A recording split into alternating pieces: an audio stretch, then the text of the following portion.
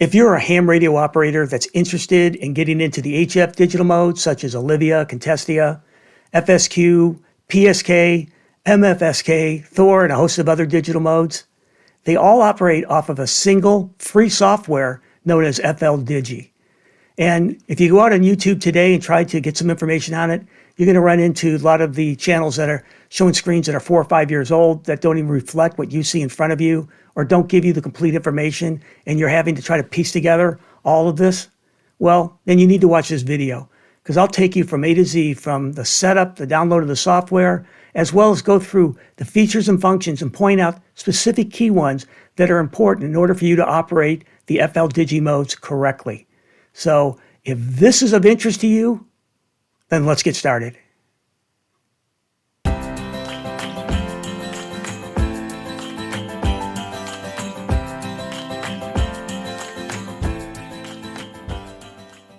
Hey, this is MJ, call sign KW3KW, and welcome to another episode of Ham Radio Made Simple.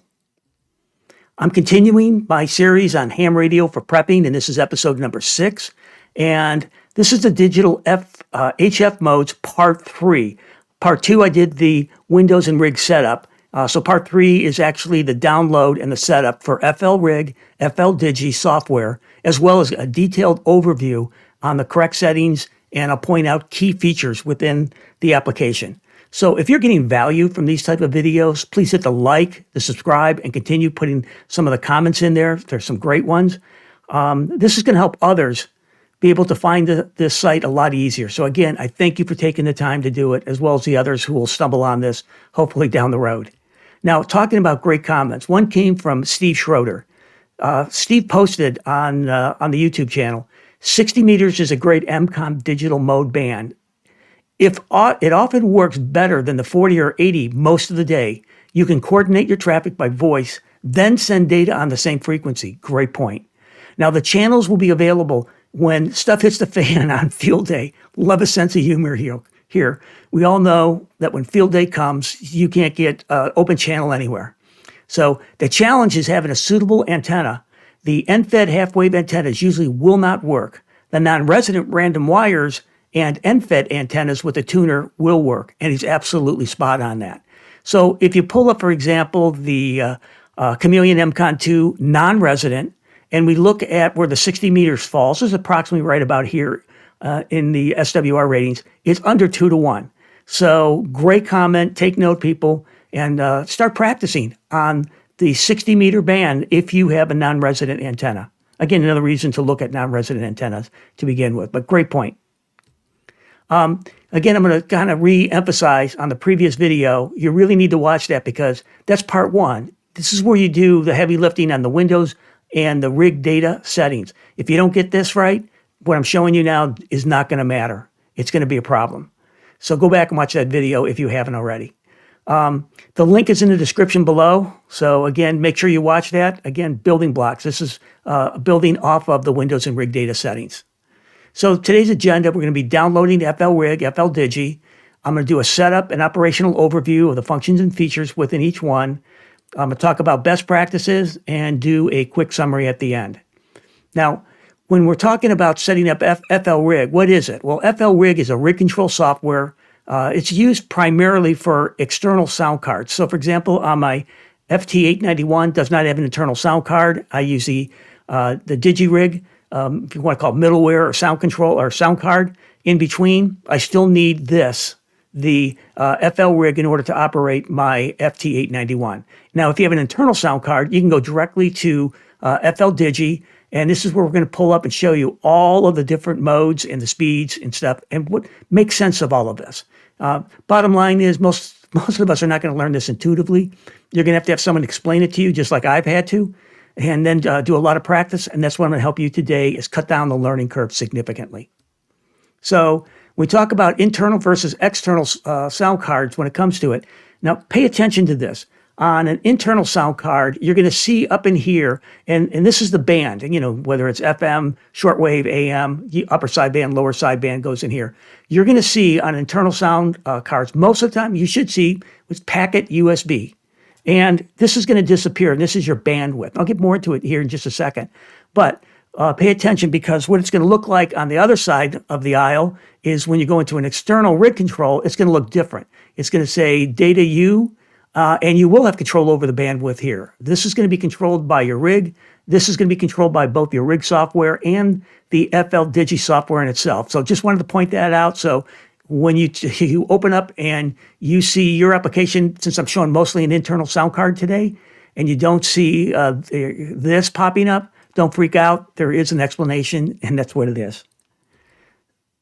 So if you want a detailed, painstakingly, I call a 7-page document that I put together on pointing out the Fldigi GUI overview and interface and setup and all the other stuff, for example, I really break this down, go ahead and just email MJ at hamradiomadesimple@gmail.com. I'll send you this. I'll send you band frequencies and other information I think you will really benefit from. And again, if you're finding value in this, hit the like and the subscribe button now. So let's get into downloading the Flrig and the Fldigi software. So go ahead, pull up a browser, and let's get ready to use the link in the description below to launch to this page. Now that you've clicked the link in the description below, it should pull up this page. Fldigi is what we're looking for. Do not hit the download button. We really want to go over to files. So as I pull up files, we're going to download Fldigi, Flrig, and on your own, go ahead and download Flmsg. I don't have to show you how to do it because it's pretty much easy. But this is going to come into play in the next video, so save you some steps while you're here. Might as well go ahead and download it. So we're going to go ahead to Fldigi, and we're going to download it. We're going to pull it up. We're going to look for the executable file, which is a setup.exe. We're going to click that on, and it's going to take us through where we want to put it, and we're putting it in my desktop digital software. That's where I like to keep everything. You can put it wherever you want, as long as you know where you can find it. And once that's done, we're going to go back a page here, and we're going to go to actually 2 pages, excuse me. And we're going to go to Flrig. I'm going to click on Flrig. And again, executable files down here, setup.exe. And it's going to launch that. And first it's going to store it in my same spot, which I like. And so wait till that gets downloaded. Now, I'm going to go ahead and do Fldigi. We're just going to install it. We're not going to go through the setup. That's in the next section here. So just walk quickly through all of the typical install stuff. I do like the quick launch shortcut. Put that on, hit the install, and done. Close that off. Go ahead to Flrig. Now with Flrig, if you have an external sound card, you need to set this up. So I'm going to go ahead and just do that now so we can get that out of the way. It's always good to have it on, even if you have an internal sound card, is be able to have rig control software in case you ever need it down the road. Because you can actually use it with an internal sound card, by the way. So I'm going to go ahead and hit continue, quick launch, next, install, complete, close.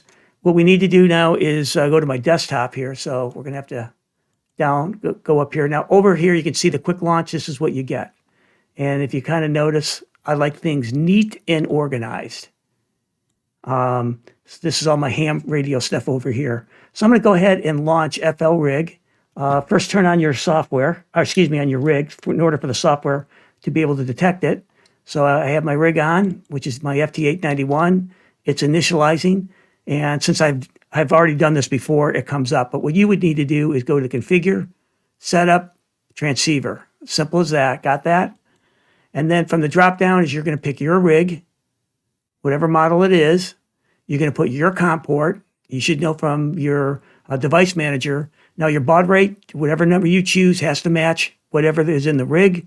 It also goes into the software. So it always has to match. And again, a failure point could be your USB Silicon Valley drivers could be not matching. So again, if that's a problem, go check that out, as I pointed out earlier. Initialize, you need to hit initialize. It should turn green. You're good to go.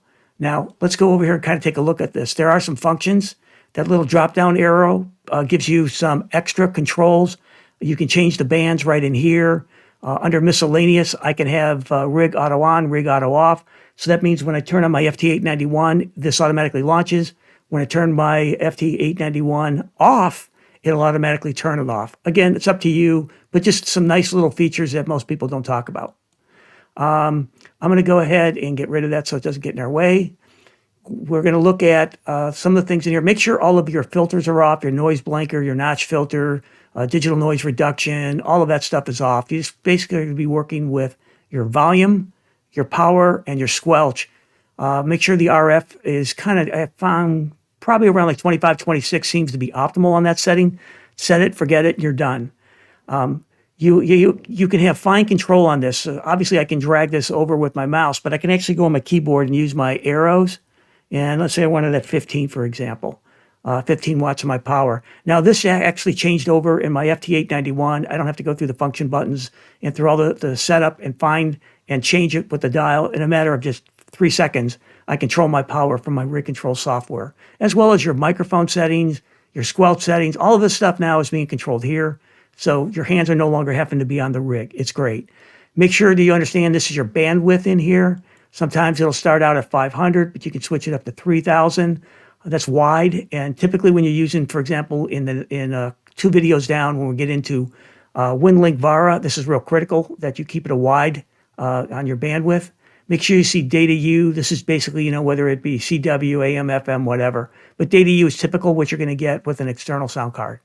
I can go up under memory, for example, and I can save this memory. And if I go under memory and I hit manage, you're going to see that this memory is saved right here. If I wanted to switch to the 40 meter band, I just have to highlight it, hit the pick, and now it's the 40 meter band is showing up in here. Again, nice little tool, some great things, but this is basically all you need to know. You're done. So let's go ahead and close that off.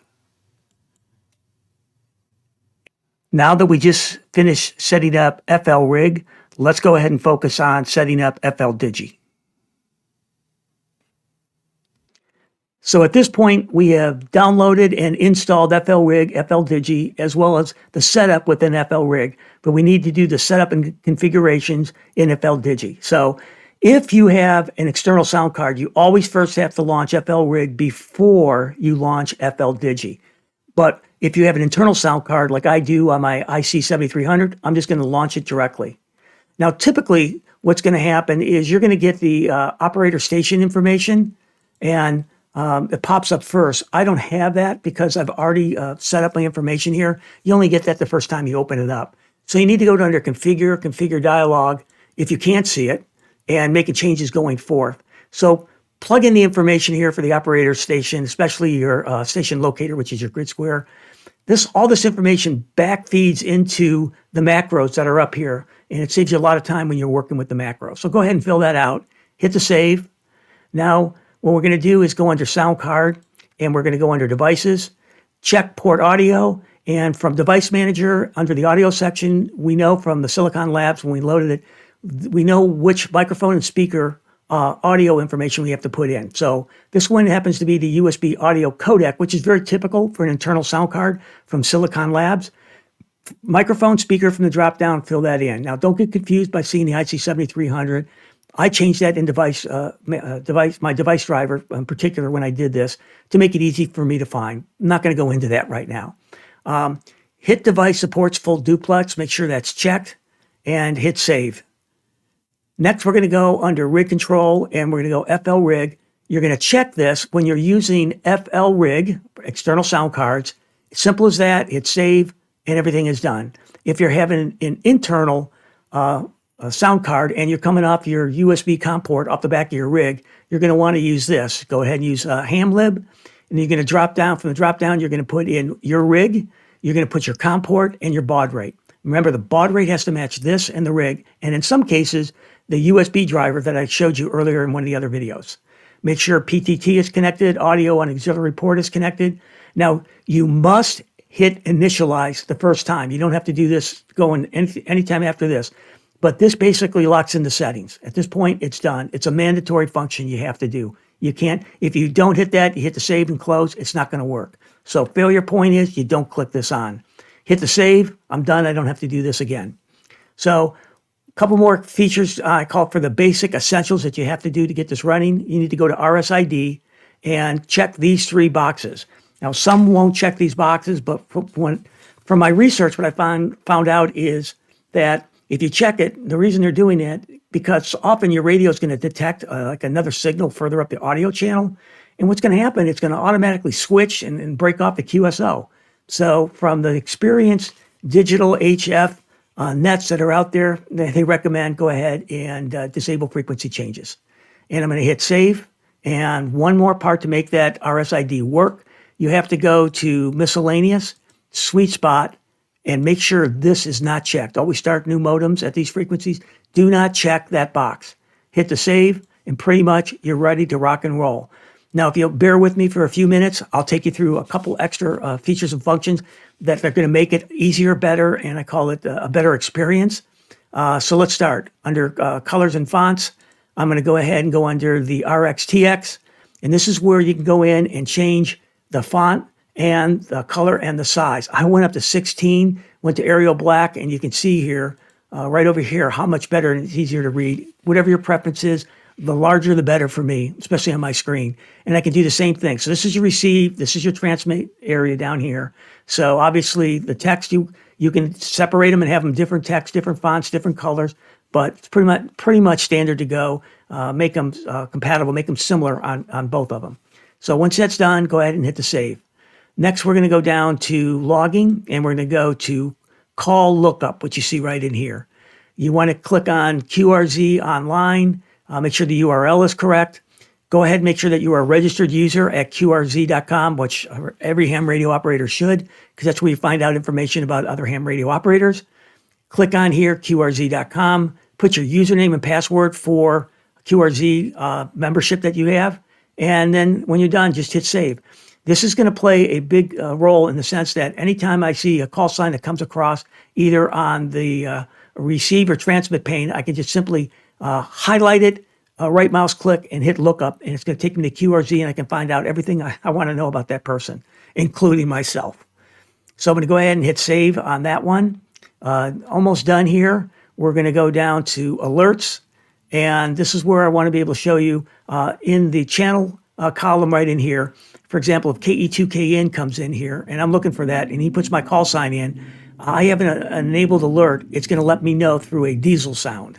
And so what nice thing about this is I don't have to sit in front of the screen if I want someone to detect my call sign, or I have them, for example, what else is enabled here? The RSID audio alert, I have that on. So I can know to go to the screen and flip it over. I don't have to have it in front of me 24/7.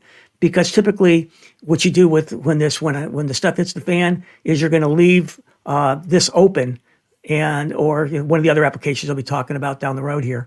But you kind of leave this open and view it every now and then. These alerts basically help you and save you time. So go ahead and hit the save. One last thing is under the UI, we actually want to go under the macro buttons and click on one above the RxTX. What is that? Right here. This is the 1-bar macro. And why that's important is this is your transmit button that you're going to use probably 90% of the time. This is a transmit and stop. When you're done with whatever your message is down here, it's going to stop automatically. If I hit the transmit button here, it's going to transmit past the message and just keep going. Then you got to manually hit RX to stop it, or come down here and at the very bottom here and hit the TR, the transmit receive. There's another way of stopping it. You can also, worst case, hit the escape button and it'll stop the transmission. So most important is there. So this is continual transmission. This is being able to stop the transmission and ready to receive. So again, a lot of these macros you can put in here. You just right mouse click it. You can see what they say. They got their own call stuff in here. I kind of created this one for myself for when I'm testing and stuff. But another whole video on how to do all of this. But bottom line is macros do play an important part, and you at least want this 1 bar up. Okay. Let me go back here for a second, and I think I need to close out. So I think we got everything. I'm going to hit save and close. Now, anytime you make changes, also go up to configure and hit save configuration right there, because you'll make changes along the way. Maybe you want to come back to this particular frequency and this particular right down here, you can see Thor 11. That's why I want to come back to it. And I've changed some other changes in here. If you don't go back up and configure and hit save, you know what? It's not going to remember it. So you have to do this when you make changes. So Next thing we want to do is talk a little bit about another setting in here. We're going to go under View and View Hide Channels. Notice that went away. And again, View Hide Channels, and it comes back. And you can adjust it this way. Some people like it, some people don't. Now you know how to make it go away or come back. Go under View again. We're going to look under View all of the macros that are out there. It takes up too much real estate. The people that are really big in the macros, which are more advanced users, you're going to want this. They're going to have this all filled in. And it's a really smart way of doing it once you know what you're doing. But in the beginning, for us newbies, don't do it. Just go to View and hide the 48 and leave the 1 up. So you're good to go at this point. Under the op mode up here, which is where you're going to be constantly changing. For example, I can go to Contestia. And if I look under, let me go back here, that disappeared on me, Contestia. If I go over here, think of this as speed, the best way of doing it. I call it, remember, ham radio made simple, speed, words per minute. So slower to faster. Poor band conditions, signal to noise ratio is poor. I'm in a bad location, slower. Faster if everything is ideal. Best practices is start slower. And if the person that you're communicating with is receiving you clearly, go ahead and bump it up and make it go a little bit faster. But start slow and move it up. Again, all of these, you can go right down. MFSK, same thing. Slow to fast. And again, depending on your conditions. So that's the op mode. Now, for example, let's say I put in Contestia right here. Oop, let me go back here. Contestia, and I went 4250. I don't have to change the speed by going back up there. If you notice at the bottom left-hand corner down here, I can just go ahead and click this on, and I can now change to, let's say, Contestia 8500. And you notice right in here, the offset changed. It expanded. So this is what you see. This is the offset changing within the frequency itself. So really nice, easy tool to use, and so you don't have to keep coming back up to the op mode. Now, next, we're going to go into and just kind of do an overview in here. Think of this as the band, whether it is, if I pull this down, you can look up, starting up at the top, could be, AM, FM, CW, upper sideband, lower sideband. What you want to be able to see is, as I mentioned here just a slide or two ago, is the internal sound cards look for a packet USB, most of it, generally speaking, I should say. And for external sound cards, look for USB-D for data up in here. Now, internal sound cards, you're not going to be able to control the bandwidth here. This would be a drop down. If I was on my Yaesu FT891 external sound card, I'd have the option there as well as in the rig control software. Here, you have to change it on your rig. So, for example, if we look down at the waterfall down in here, watch what happens when I change from my wide filter to my medium filter. And you should begin to see down in here. Now it went from here, it's shortened, and I can go even one more to my narrow filter settings. And all of a sudden I've gone really narrow. So a lot of that can be done on a rig on the internal, and you can do it on in the software, on your rig control software for the external sound cards. So that's important. This is your frequency. This is your center frequency. This is a key function that you're going to want to look at. Most people don't talk about this one. Go ahead. This is where you create lists. So think of it this way. If you're looking and saying, okay, these are the frequencies I commonly communicate with somebody on, and also by op mode that I want to use, this is what you want to do, and don't have to try to write it on a piece of paper and go to your rig and try to tune it in every single time, dial it in. I actually think of these as bookmarks. These are all bookmarked. So if I wanted to change, for example, let's say to 7042, and this is going to be, that's going on. I don't know why that's not going away. Let's go up higher. 7040, this is PSK 125. Just click that on, hit the arrow over, done. So now if we look down in here, we're going to see PSK 125. Now let's say within it, I just wanted to change the speed. I want to go a little bit slower, and I go to 63. Look how fast that was. Now, how do you add it? So let's say I have the 7040, I just put that in, and I want to make this also for, let's say, Thor. And so I just have to go under the op mode, and I'm going to go to Thor 11. We'll do Thor and go over to 11, and then I hit the plus button. Now I've got it, Thor 11, right in here at 7040. And anytime you want to get rid of it, just hit the minus sign. Once it's highlighted, if I want to get rid of it, hit the minus sign, gets rid of it. So this is basically clear my list. So don't hit the trash can button. It'll clear everything that's in there. So essentially that's easy to move around, navigate. Best practice is to use this. So now if we move over here, let's go across, so I go across over to the top. Let's go talk about the RxID and the TXID. And, why is that important? So this is where we did the RSID settings. And what are we trying to do here? Is with the TXID, it allows others to automatically adjust to my mode if we're both on the same frequency and if they have the same RxID enabled. So if I have this enabled, they have this enabled, KE2KN comes in, I'm on Olivia, he's on Contestia, we're on the same frequency. This should automatically switch over so that we're both on the same operating mode, either Contestia or Olivia, but not on separate ones. Sweet, nice little tool. That's why you want to use it. So the tune function, this is useful for adjusting your transceiver's output power. So what I like to do, for example, I need to adjust my ALC a lot on depending on the mode and the frequency I'm on. So if I have my rig on, I'm looking over at my ALC meter on my rig. If I hit the tune, I can look over and unfortunately I don't have another camera, but I'm at about 30%, 35% of my ALC. What I need to do is I need to adjust this. So double digits, double arrows is more. So now I'm down to about 10, 15%. That's what I like. I'm done. But what do we always do? Go to configure and save configuration. Make sure you always hit that. You can notice this is red. This is the transmitting on that. And so what I'm going to do here is go ahead, hit the tune and shut that off. So simple as that. Now, what I also want to show you over here is the squelch controls. Yellow is on and gray is off. Now, when it is on, I can work the slider over here, and this is your signal being received in here. So the green goes up and down, especially when you're transmitting. But if I leave it high up here, notice I call it undecoded messages coming across. I call it gibberish will happen. So if for example, if I bring this down closer to it, we're almost right at it, you should start to see stuff coming across now. There you go. And a lot of it, since we're not on the same mode and just not connecting, I'm not able to decode what's happening. So just look at this as undecoded messages that are gibberish. So I can adjust this, and best practices is try to keep this up just a little bit above it.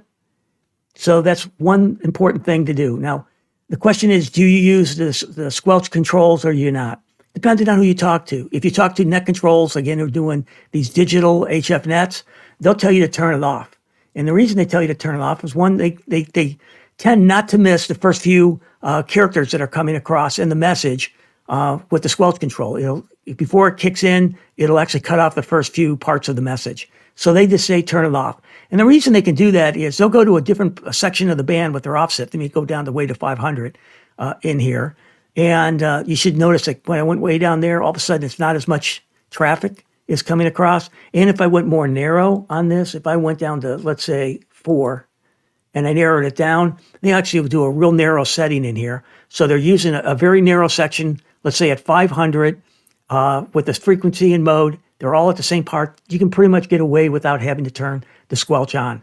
Typically, a lot of people like the squelch as if they're generally just kind of browsing and looking out there, trying to find other signals in general. But if you're doing direct-to-direct communication and you already have the presets determined, your offset, your frequency, your mode, then you want the squelch off. Okay, in most cases, I can't say categorically, but in most cases, turn it off because you're going to have a more narrow band. You're going to get it this narrow, and you're going to be in a part of the band that no one's necessarily using. So just understanding why some people like it and why some people don't like it. Next, if we look at the AFC, most of the time it's off, but that's your automatic frequency control. You don't really need to pay attention to much to that. Now, the green arrow is your audio input. And so this is green. It means it's good. Red is overdrive. So what's happening is if you get the overdrive of your audio software, it's going to turn red. And from my experience, I notice when I have a high SWR, that tends to make that turn red. So just be aware of that. If it's green, you're good to go. We talked about the transmit audio level for your ALC settings that we saw right down in here and how you use the tune button. So we're pretty good. If we get into the waterfall in here, you can use these controls right down in here to change the color and the, I call it the ability to be able to look at different signals. If you're looking for weak signals, you may have to change it to have it lighter or darker.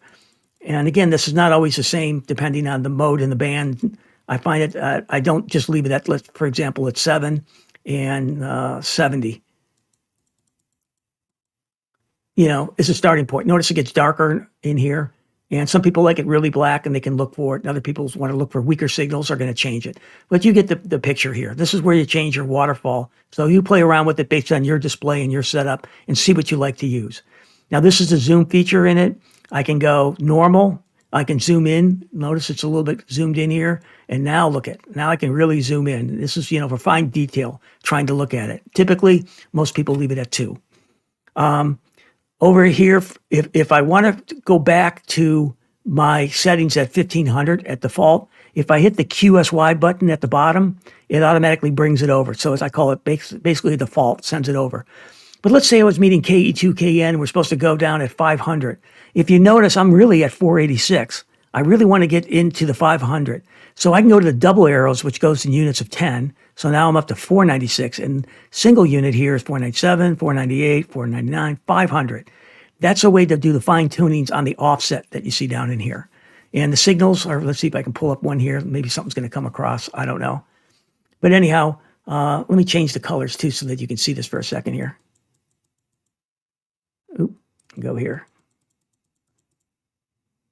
This is where you're going to want to go darker here to be able to pick it up and be able to see out of it. So again, your way of configuring it based on your screen is up to you. Anything else down in here that I want to talk about? So that's pretty much it. Now, as far as some functions on the screen, I can actually go and right mouse click, for example, and this is, remember, the lookup call. If there was a call sign in here, I could actually look it up, and I'll show you in the next video that is coming out how to do all of this stuff. But right mouse click and go, I can go in here and clear. Everything goes away. I'm going to go in here, clear. And we'll get into how to transmit also. There you can do the transmit, but when I remember, this doesn't necessarily stop. And on some of these modes that you use, you can actually hit the enter key at the end of the cursor and it automatically will transmit for you, but not all of them work that way. This is where you insert a file. I'll get more into sending, receiving, and adding a file, adding, from Flmsg forms in the next video. But for now, you should be pretty well set up. Go ahead and practice, play around with the different modes, the settings, and hopefully you can actually start seeing some of the signals. And I'll actually get into, when we talk about, for example, the RSID, how it looks when you see a signal being broadcast. And know this, each signal based on the mode has a different ID pattern. So they're going to look different. And eventually I'll do a whole video on that. So by just looking at this, whatever signal is being transmitted, you'll have like a little book you can look at, and you'll be able to look at and identify, is it Contestia, is it MFSK, is it PSK, is it FSQ? So again, each has its own unique signature when it transmits, as well as its own sound. So hopefully this has been informative. I know I kind of talk fast, but you can always hit the slow button on YouTube.